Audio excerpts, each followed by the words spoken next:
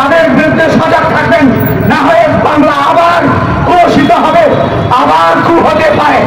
কারণ এই ৫৩ বছরের বাংলার প্রত্যেকটি প্রশাসনিক সেক্টরে, বাংলার প্রত্যেকটি ১৯৭২ সাল থেকে এই ২৪ সাল পর্যন্ত আমার দেশের দ্বিতীয় মুক্তিযুদ্ধের মতো শত শত হাজার হাজার ছাত্র জনতার জীবন দিতে হয়েছে শুধু একদলীয় শাসন ব্যবস্থার কারণের জন্য।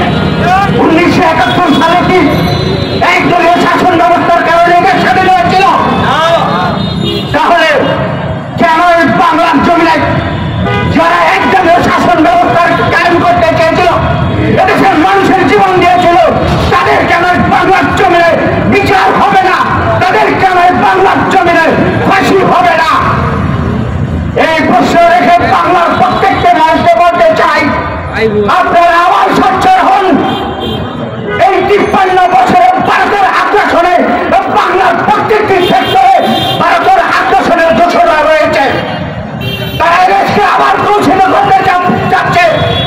আপনারা সরাসরি স্থান থেকে তাদের বিরুদ্ধে সজাগ থাকবেন, না হয়ে বাংলা আবার কলুষিত হবে, আবার কু হতে পারে।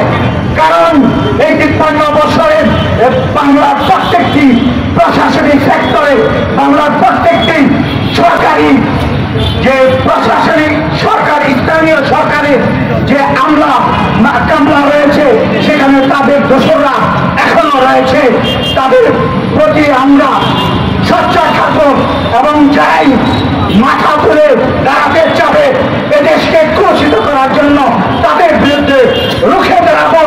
যেমন হয়েছিল আনসার বাহিনী, এরা আমাদের সচিবালয়কে ঘেরাও করেছিল, ছাত্র জনতা তাদেরকে যেভাবে উচ্ছেদ করেছে, এই দোসররা যারা যেখানেই মাথা জড়া দিয়ে দাঁড়াতে চাবে, আমরা সংঘবদ্ধ হয়ে তাদের বিরুদ্ধে রুখে দাঁড়াবো।